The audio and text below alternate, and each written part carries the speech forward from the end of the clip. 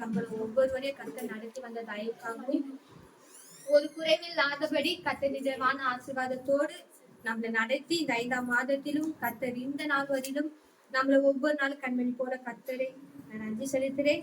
இந்த நாளிலும் இந்த குடும்பத்தில இந்த வார்த்தை கொடுக்கும்படி கர்த்தர் நியமித்த இந்த வார்த்தை மூலமாக கேட்கிறவங்க ஒவ்வொருவரையும் கர்த்தர் பலப்படுத்துவராக. எல்லா கண்களை மூடி இந்த வார்த்தைக்காக இந்த குடும்பத்திலும் இந்த குடும்ப ஆசீர்வாத ஜெபத்திலும் கர்த்தர் எதை நியமித்தாரோ அதன்படி நடக்கும்படி இந்த குடும்பத்துல இருக்கிற ஒவ்வொரு காரியங்களும் கர்த்தர் மகன் சொன்ன சாட்சி பிரகாரமாக இன்னும் அதிகமாக கர்த்தர் நன்மையினாலும் கிருபையினாலும் தயவுனாலும் இந்த குடும்பத்தை வழி நடத்த போறதுக்காகவும் இந்த குடும்பத்துல கொடுக்கிற இந்த வார்த்தையை கர்த்தர் ஆசீர்வதித்து கேட்கிற ஒவ்வொருவரையும் கொடுக்கிற எண்ணையும் கர்த்தர் உங்க மூலியமாக பேச போறதுக்காக நன்றி செலுத்துறோம் அப்பா. உண்மை நன்றி செலுத்துறோம் ஆவியானவரே. இந்த நாளிலும் இந்த குடும்ப ஜப வேலைக்காக நன்றி செலுத்துறோம். எங்களை கடந்த நாட்கள் முழுவதுமாக கண்மணி போல காத்து இந்த புதிய நாளிலும் இந்த நாளிலும் இந்த குடும்பத்தை நீர் அப்பா முன்குறித்ததற்காக நன்றி. இந்த ஆசீர்வாத ஜப கூட்டத்திலும் கர்த்தர் அளவில்லாதபடி இந்த குடும்பத்தை ஆசீர்வதித்து இதுவரையிலும் நடத்தின தேவன் இனிமேலும் நடத்த போற தயவுக்காக நம்ம நன்றி செலுத்துறோம். கேட்கிற ஒவ்வொரு பிள்ளைகளையும் ஆசீர்வதித்து பலப்படுத்துகிறாங்க. இயேசுவின் நாமத்தினால் ஜெபிக்கிறது நல்ல பிதாவே. அல்லேலூயா அல்லேலூயா அல்லேலூயா. இந்த நாளிலும் கர்த்தர் இந்த வார்த்தை மூலமாக பேசுறாங்க. கர்த்தர் நம்ம மேல எப்படி இருக்கிறாரு? அன்பா இருக்கிறாரு. அப்புறம்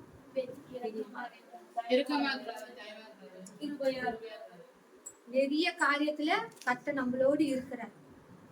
நம்ம அவருக்கு முன்பாக நம்ம எப்படி இருக்கிறோமோ இல்லையோ, ஆனா அவர் நம்மளுக்கு எல்லா காரியத்திலும் எல்லா சூழ்நிலையும் நம்மளுக்கு ஒவ்வொரு காரியத்திலும் ஒவ்வொரு விதமா இருக்கிறாரு. அன்பா இருக்கிறாரு, இரக்கமா இருக்கிறாரு, கிருபையா இருக்கிறாரு, தயவா இருக்கிறாரு. இந்த நாளை பார்த்தீங்கன்னா கர்த்தர் நம்ம மேல மன துருக்கமா இருக்கிறாரு. எத்தனை பேர் விசுவாசிக்கிறீங்க? இந்த வருட துவங்கி இந்த 4 மாதங்கள் கடந்து இந்த நாள் வரையிலும் கர்த்தர் நம்ம மேல மன துருக்கமா இருக்கிறாரு. அப்போ மன துருக்கமா இருக்கிறதுனா நம்ம கர்த்தருக்கு அநேக காரியத்துல நம்ம உண்மையா இருந்திருக்கிறோமா? நான் கர்த்தருக்கு நிறைய காரியத்துல உண்மையா இருக்கிறாரு, என் மேல மன துருக்கமா இருக்கிறேன்னு சொல்லுவீங்களா? யாராவது இல்ல. ஏதோ ஒரு சமயத்துல நம்ம ஏதோ ஒரு காரியத்துல கர்த்தருக்கு சித்தம் இல்லாதத செஞ்சிருக்கோம். ஆனாலும் கர்த்தர் நம்ம மேல எப்படி இருக்கிறாரு? மனதுருக்கிற தேவனா இருக்கிறாரு. அந்த பத்தி தான் நம்ம பார்க்க போறோம். ஏசாயா 30:18.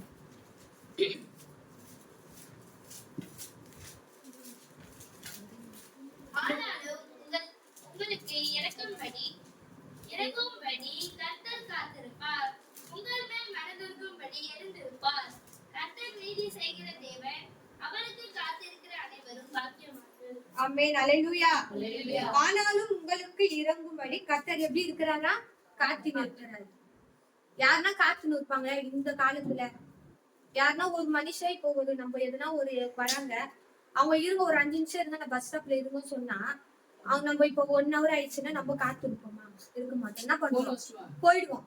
ஆனாலும் கர்த்தர் சொல்றாரு, ஆனாலும் உங்களுக்கு இறங்கும்படி கர்த்தர் என்ன பண்றாரா? காத்திருக்கிறார். உங்கள் மேல் எப்படி இருக்கிறாரா? மனதுருகும்படி எழுந்து இருப்பார். கர்த்தர் நீதி செய்கிற தேவன், அவருக்கு காத்திருக்கிற அனைவரும் எப்படிப்பட்டவங்களா? பாக்கியவான்கள். யார் காத்திருக்கணும்? கர்த்தருக்கு காத்திருக்கிற ஒவ்வொருவரும் எப்படியா? பாக்கியவான்கள் சொல்லிட்டு கர்த்தர் சொல்றாரு. அவருக்கு நம்ம என்ன பண்ணோமா? காத்து இருக்கணுமா? அப்பதான் அந்த பாக்கியத்தை நம்ம வாழ்க்கையில நம்ம என்ன பண்ண முடியும்? பெற்றுக்கொள்ள முடியும். அப்ப அவர் நம்ம மேல என்ன பண்றாரு? மனதுருகிற தேவனா இருக்கிறார். அதே ஏசாயா 54:10. மலைகள் விலகினாலும் பர்வதங்கள் நிலை பெயர்ந்தாலும் என் கிருபை உன்னை விட்டு விலகாமலும் என் சமாதானத்தின் உடன்படிக்கை நிலை பெயராமலும் இருக்கும் என்று உன்மேல் மனதுருகிற கர்த்தர் சொல்லுகிறார். ஆமென். மலைகள் விலகினாலும் பர்வதங்கள் என்ன பண்ணாம நிலை பெயர்ந்தாலும் என் கிருபை உன்னை விட்டு ஒரு நாள் என்ன பண்ணாதான் விலகாமலும் என் சமாதானத்தின் உடன்படிக்கை நிலை பெயராமலும் இருக்கும் என்று உன்மேல் மனதுருகிற யார் சொல்றா? கர்த்தர் சொல்லுகிறார். யார் மேல? நம்ம மேல. நம்ம ஒவ்வொரு மேலும் கர்த்தர் பண்ணுகிறாரா? மன துருக்கமா இருக்கிறாரு. எப்படிப்பட்ட சூழ்நிலை நம்ம குடும்பத்துல என்ன ரொம்ப முக்கியமானது? என்னது? சமாதானம். சமாதானம் ஒவ்வொரு குடும்பத்திலும் முக்கியமானது. அந்த சமாதானம் இல்லைன்னா நம்மளால ஒரு நிமிஷம் நிம்மதியா இருக்க முடியுமா? இருக்கவே முடியாது. இப்போ ஒரு வீட்டுல இப்ப குடிகார ஹஸ்பண்ட் யாருன்னா இருந்தாங்கன்னா, பிள்ளைகள் யாருன்னா இருந்தாங்கன்னா, அந்த வீடு எப்படி இருக்கும்? சமாதானமா இருக்குமா? இருக்காது. இப்போ காலையில வேலைக்கு போனாலும் இந்த சாயந்தரம் நைட் டைம் வந்தாலும் அந்த வீடு எப்படி இருக்குமா? ஒரு திகில் பயம் இருக்கும். ஐயோ எப்ப வருவாரு, எப்ப சண்டை போடுவாரு, என்ன நடக்கணும். அப்ப அந்த குடும்பத்துல என்ன இருக்காது? சமாதானம் இருக்காது. அதனால கர்த்தர் சொல்றாரு, உன்மேல் மனதுருகிற கர்த்தர் சொல்றாரு, என்ன சொல்றாரா? என் சமாதானத்தின் உடன்படிக்கையை என்ன பண்ணுவேன்? நிலை மாறாமலும் இருக்கும் என்று நம்ம மேல மனதுருகிற கர்த்தர் சொல்றாரு. இப்ப நம்ம ஒவ்வொரு குடும்பமும் ஆனா சமாதானம்னா எப்பவுமே இருக்கா? ஏதோ ஒரு பிரச்சனை நம்ம குடும்பத்துல வரும். ஆனா அந்த பிரச்சனை கொஞ்ச நேரத்துல என்ன ஆயிடும்? சரியாயிடும். அப்ப அந்த சமாதானத்தை கர்த்தனை பண்றாரு, நம்ம குடும்பத்துல வைத்திருக்கிறாரு. நம்ம கர்த்தரை அறியறதுக்கு முன்பாக நம்ம குடும்ப வாழ்க்கையில நிறைய பிரச்சனை இருக்கும். ஆனா அந்த பிரச்சனை இப்ப வந்தாலும் நம்ம என்ன பண்ணுவோம்? அதை சமாளிப்போம். ஏன்னா கர்த்தர் நம்ம கூட இருக்கிறாரு.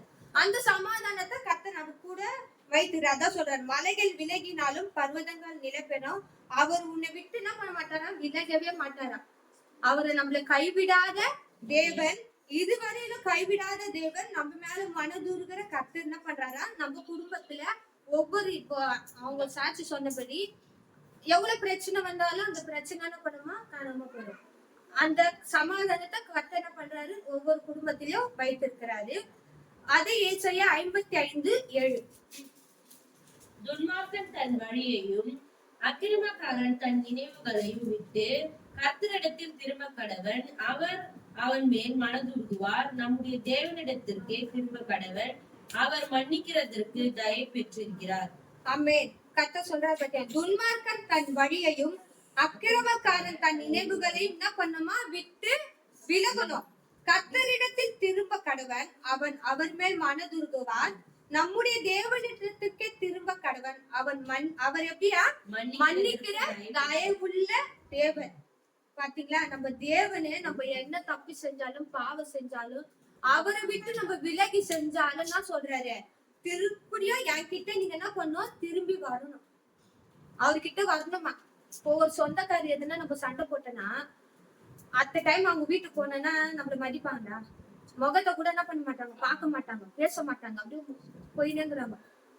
ஆனா கர்த்தர் சொல்றாரு, நீ எவ்வளவு பாவம் செஞ்சாலும், எவ்வளவு துன்மார்க்கத்துல இருந்தாலும், உன் வழி எவ்வளவு பாவத்தின் வழியா இருந்தாலும் நீ திருப்பி என்ன பண்ணு? என்கிட்ட வா. எத்தனை பேர் சொல்லுவாங்க? அது சொல்ல மாட்டாங்க. என்கிட்ட வா, நான் என்ன பண்றேன்? நான் உன்னை என்ன பண்றேன்? மனதுருகிற கர்த்தர் நானு. உன்னை என்ன பண்ணுவேன்? மன்னிக்கிறேன். நீ எவ்வளவு தப்பு செஞ்சாலும், கர்த்தருக்கு அருவருப்பான பாவங்கள் நம்ம செஞ்சாலும் அவர் மன்னிக்கிற தேவனா. நம்ம கர்த்தரை அறியாத முன்ன எவ்வளவு பாவம் செஞ்சிருப்போம். ஆனா இப்போ ஏதோ ஒரு சில செய்வோம். ஆனா கர்த்தர் சொல்றாரு, அதுல இருந்து நீ விட்டு விலகி வரும்போது நான் மன்னிக்கிறேன், உனக்கு என்ன பண்றேன்? அந்த தயவையும் தருகிறேன்னு சொல்லிட்டு கர்த்தர் சொல்றாரு. அவர் நம்மளுக்கு எப்படி இருக்கிறாரா? ஒரு மேய்ப்பரா இருக்கிறாரு. இப்போ சபையில யாரு மேய்ப்பர்? ஊழியர் செய்கிறவங்க மேய்ப்பர். இப்போ கடவுளே நம்ம மத்தியில நம்மள இது அப்படி இப்படி சொல்லுவாரா? சொல்ல மாட்டாரு. யார் சொல்லுவா? சொல்லுவாங்க. ஊழியக்காரங்க சொல்லுவாங்க. குடும்பத்துல யார் சொல்லுவா? தலைவர், அம்மா, அப்பா சொல்லுவாங்க. அதான் கர்த்தர் சொல்றாரு, அவர் மனதுருகிற மேய்ப்பரா இருக்கிறாரா? மத்தேயு 9:36.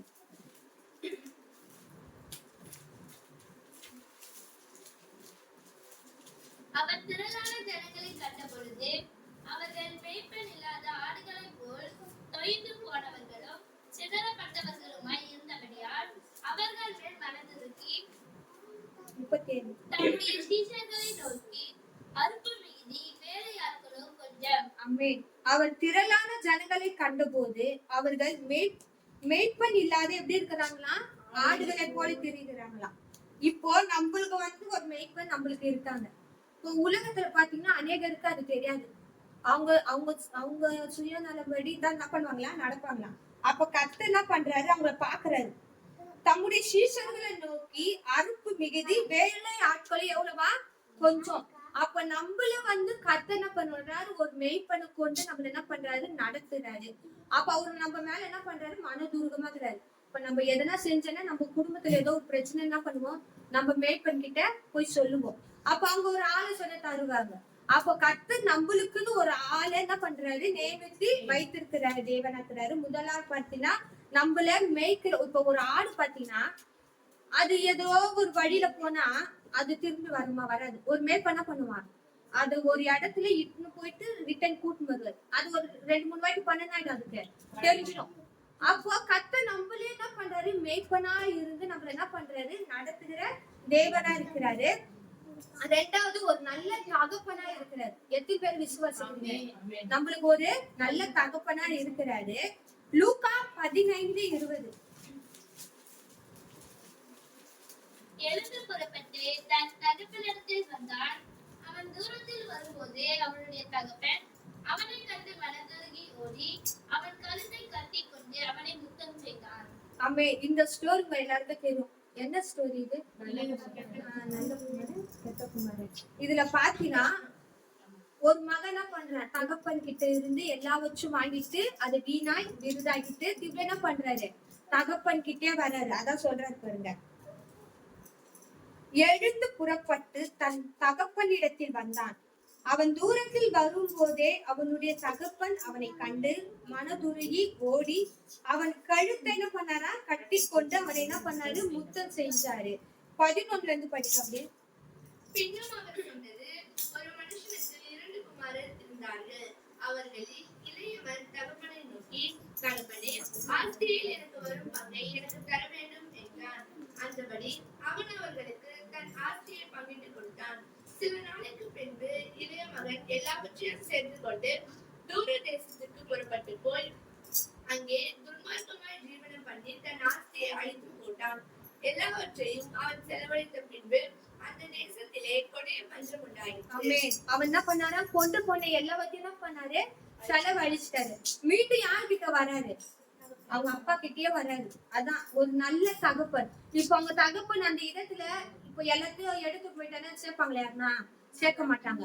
ஆனா அவரு பாத்தீங்கன்னா ஓடி போய் என்ன பண்றாரு? அவங்க மகனை கட்டி அணைத்து முத்தம் கொடுக்குறாரு. அதே போலதான் நம்ம ஆவிக்குரிய தகப்பன் நம்மள படைத்த தேவன் எப்படி இருக்கிறாரு? அதே போலதான் இருக்கிறாரு. நம்ம எவ்வளவு அவர்கிட்ட இருந்து நம்ம நன்மைகள் நல்லா பெற்றுப்போம். கட்ட கிட்ட இருந்து அவர் நமக்கு வாழ்நாள் முழுவதும் நன்மை செய்கிற தேவனாகிறாரு. ஆனா நம்ம அந்த நன்மைகளை பெற்று கர்த்தருக்கு நம்ம எப்படி இருக்கணுமா? உண்மையா இருக்கணுமா?